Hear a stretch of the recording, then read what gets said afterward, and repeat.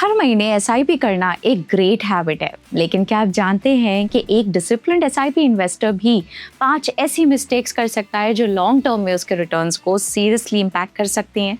Problem ये नहीं है कि लोग एसआईपी नहीं करते, प्रॉब्लम ये है कि लोग एसआईपी को समझते नहीं हैं। पहली मेजर प्रॉब्लम ये है कि इन्वेस्टर मार्केट क्रैश में एसआईपी बंद कर देता है। दूसरी ये कि वो कभी अपना एसआईपी अमाउंट इंक्रीज नहीं करता। और तीसरा, बिना किसी फाइनेंशियल गोल के बस रैंडम एसआईपी चल रही होती है। तो आज के वीडियो में हम देखेंगे 5 कॉमन एसआईपी ट्रैप्स जो आपको अवॉइड करने चाहिए। चलिए शुरू करते हैं ट्रैप नंबर 1 से। एक छोटी सी मिस्टेक जो बहुत कॉमन है, मिसिंग एसआईपी इंस्टॉलमेंट्स। इमेजिन कीजिए आपने 5,000 रुपए की एसआईपी सेट की है जो हर महीने की 5 तारीख को ऑटोमेटिकली डेबिट हो जाती है, लेकिन एक महीने सैलरी लेट आ गई या अकाउंट में सफिशिएंट बैलेंस नहीं था और एसआईपी फेल हो गई। अब सवाल ये है कि क्या होता है जब एसआईपी फेल हो जाती है। सबसे पहले एक important clarification, mutual fund companies generally failed SIP के लिए पेनल्टी चार्ज नहीं करती, लेकिन अगर एसआईपी का ऑटो डेबिट मैंडेट फेल हो जाता है तो बैंक अपने रूल्स के अकॉर्डिंग एनएसीएच या ईसीएस रिटर्न चार्ज कर सकता है। सिंपल वर्ड्स में समझें तो अगर ऑटो डेबिट फेल हो जाए तो बैंक अपने रूल्स के हिसाब से एक छोटा रिटर्न चार्ज लगा सकता है। मतलब एक मिस्ड एसआईपी सिर्फ इन्वेस्टमेंट मिस नहीं करता, कभी कभी अननेसेसरी चार्जेस भी क्रिएट कर सकता है और इसके साथ साथ आपके क्रेडिट स्कोर पर भी इम्पैक्ट पड़ सकता है। लेकिन असली डैमेज पेनल्टी नहीं है, असली डैमेज है कि आप मार्केट में इन्वेस्ट रहने की एक अपॉर्चुनिटी मिस कर देते हैं। म्यूचुअल फंड एसआईपी का बेसिक आइडिया है रूबी कॉस्ट एवरेजिंग। इसका मतलब है कि जब मार्केट नीचे होता है तो सेम अमाउंट से आपको ज्यादा यूनिट्स मिल सकती हैं और जब मार्केट ऊपर होता है तो सेम अमाउंट से कम यूनिट्स मिलती हैं। चलिए इसे एक रियलिस्टिक एग्जाम्पल से समझते हैं। मान लीजिए आप हर महीने 10,000 रुपए की एसआईपी करते हैं।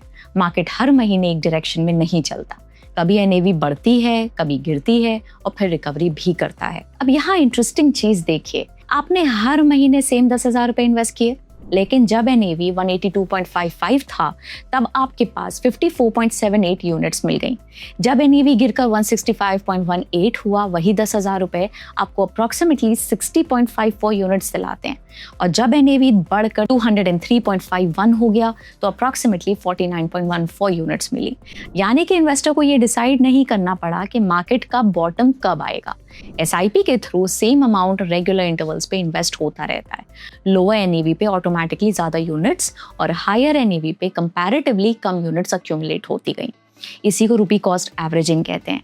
इस एग्जाम्पल में 6 मंथ्स के बाद इन्वेस्टर का average purchase cost approximately 185.48 rupees per unit रहा। Then connected back to the missing SIP trap. अब मान लीजिए मार्च मंथ में जब एनएवी 165.18 थी, आपकी एसआईपी इनसफिशिएंट बैंक बैलेंस की वजह से मिस हो जाती है। एग्जैक्टली उसी मंथ में 10,000 से अप्रोक्सीमेटली 60.54 यूनिट्स मिल सकती थी, the highest units in our example. इसलिए एक मिस्ड एसआईपी का इम्पैक्ट सिर्फ 10,000 रुपए इन्वेस्ट ना होने तक लिमिटेड नहीं है। अब एक और इंटरेस्टिंग एग्जाम्पल देखिए।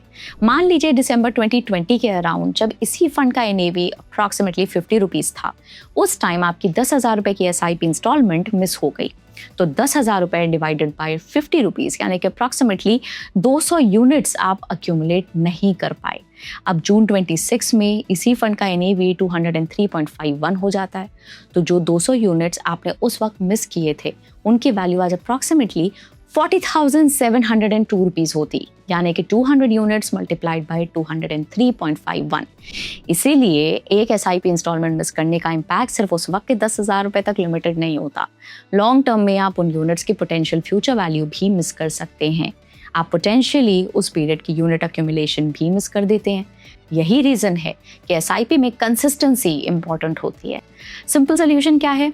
अपनी एसआईपी डेट सैलरी के 2 से 3 दिन बाद रखिए। साथ ही बैंक अकाउंट में एक बफर मेंटेन कीजिए ताकि ऑटो डेबिट स्मूथली हो पाए। Trap number 2, never increasing your SIP amount. Second trap है एसआईपी स्टार्ट करना और फिर सालों तक सेम अमाउंट कंटिन्यू रखना। एग्जाम्पल लेते हैं। सपोज आपने 5,000 रुपए मंथली एसआईपी स्टार्ट की जब आपकी सैलरी 50,000 रुपए थी। 5 साल बाद आपकी सैलरी बढ़कर 80,000 रुपए हो गई, लेकिन एसआईपी अभी भी 5,000 रुपए की चल रही है। प्रॉब्लम ये है कि आपकी इनकम बढ़ रही है, लेकिन वेल्थ क्रिएशन के लिए आपका कंट्रीब्यूशन सेम रह गया। इसका सोल्यूशन है स्टेप अप एसआईपी या टॉप अप एसआईपी। इसमें आप अपनी एसआईपी अमाउंट को हर साल ग्रेजुअली इंक्रीज कर सकते हैं। सपोज 2 इन्वेस्टर्स हैं, अमन और राहुल दोनों ने 5,000 रुपये मंथली SIP से इन्वेस्टिंग शुरू किया। डिफरेंस सिर्फ उतना था, राहुल ने अगले 15 साल तक 5,000 रुपये ही इन्वेस्ट किए, लेकिन अमन ने हर साल अपनी SIP सिर्फ 10% इंक्रीज की। अब देखते हैं लॉन्ग टर्म में क्या डिफरेंस आ सकता है। यहाँ ध्यान देने वाली बात सिर्फ कॉर्पस नहीं है, डिफरेंस ये है कि अमन ने अपनी बढ़ती इनकम के साथ इन्वेस्टिंग भी ग्रेजुअली बढ़ाई। इसी वजह से कंपाउंडिंग को हर साल ज़्यादा कैपिटल मिलती गई।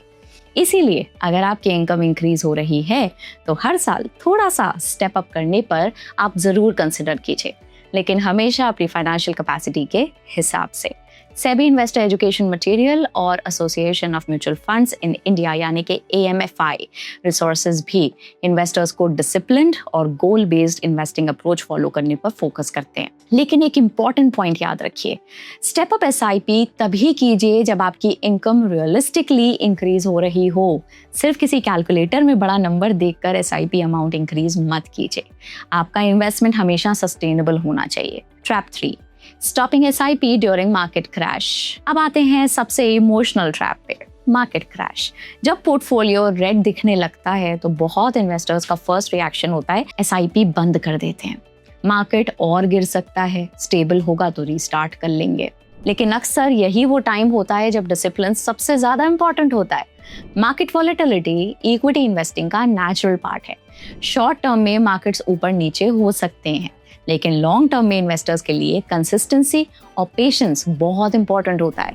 लेकिन प्रॉब्लम ये है कि मार्केट स्टेबल कब होगा ये पहले से किसी को नहीं पता। चलिए इसे Nippon India small cap mutual fund के हिस्टोरिकल NAV डेटा से समझते हैं। मान लीजिए मार्च में NAV फॉल देखकर इन्वेस्टर ने SIP स्टॉप कर दी। उसने सोचा था कि मार्केट थोड़ा स्टेबल होने के बाद फिर से रीस्टार्ट कर देंगे, लेकिन अप्रैल में NAV रिकवर होकर 192.08 हो गई। अब इन्वेस्टर सोच सकता है मार्केट तो ऑलरेडी रिकवर हो गया, अब करेक्शन आएगा तब स्टार्ट करेंगे। मई आया, फिर जून आया और एक SIP टेम्पोरेरली स्टॉप करने का डिसीजन मल्टीपल मिस्ड इंस्टॉलमेंट्स में कन्वर्ट हो गया। और यहाँ एक बिगर रिस्क है, investor who stops an SIP during a market crash might not come back at all. क्यों? क्योंकि SIP स्टॉप करने के बाद इन्वेस्टर को एक और डिफिकल्ट डिसीजन लेना पड़ता है, रिस्टार्ट कब करूं।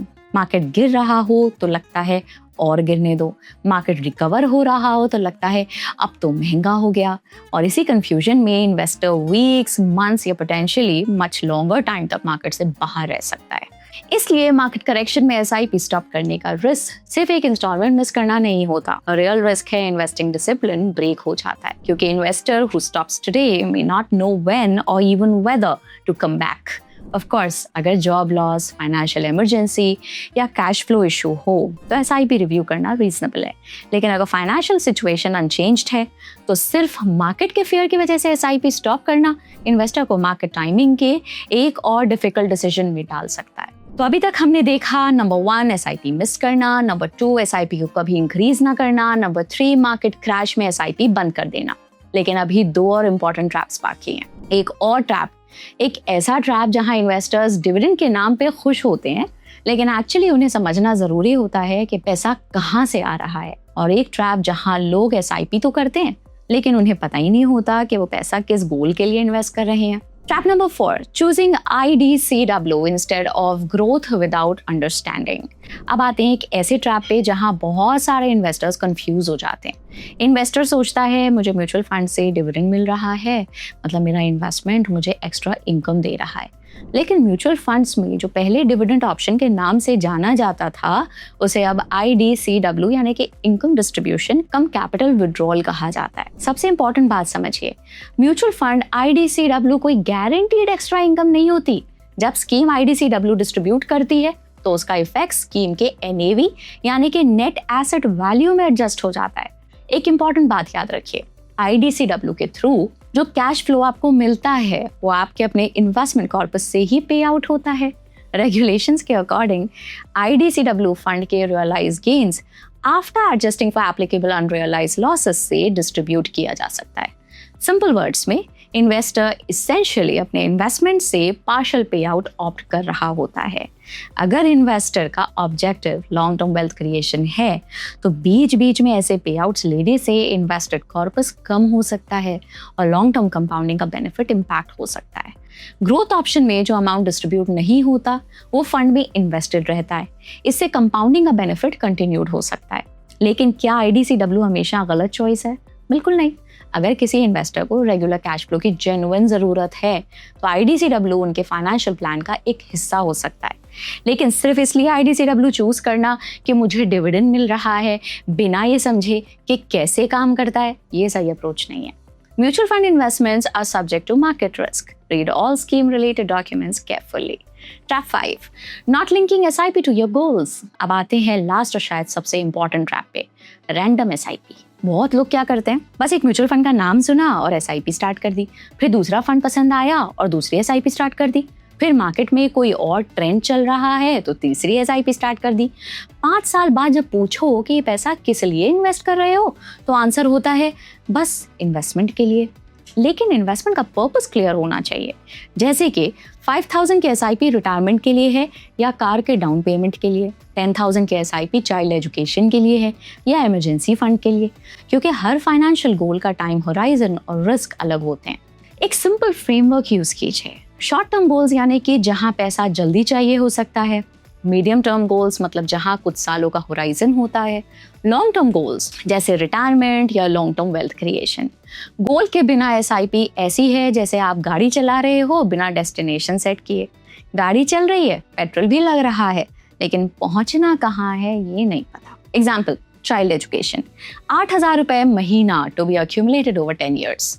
हाउस गोल, 15,000 रुपए महीना to be accumulated over 60 months यानी कि 5 ईयर्स। रिटायरमेंट, 20,000 रुपए महीना to be accumulated over 240 months यानी कि 20 साल।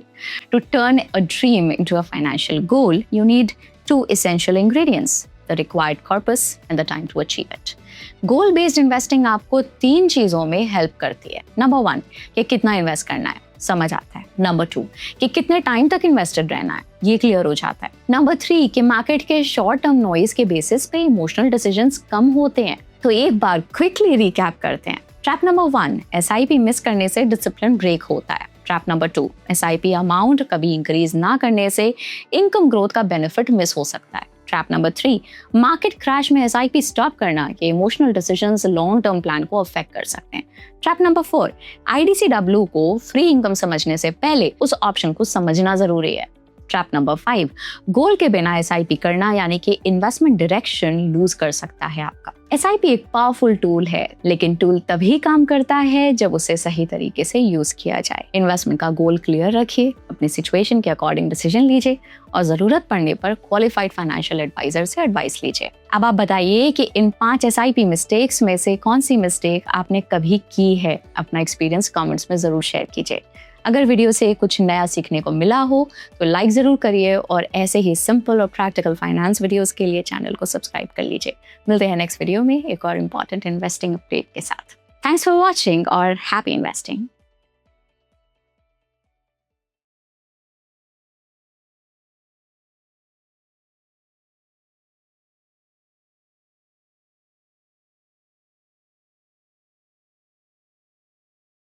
Investment in securities market are subject to market risks. Read all the related documents carefully before investing. Please read the risk disclosure documents carefully before investing in equity shares, derivatives, mutual fund, and or other instruments traded on the stock exchanges.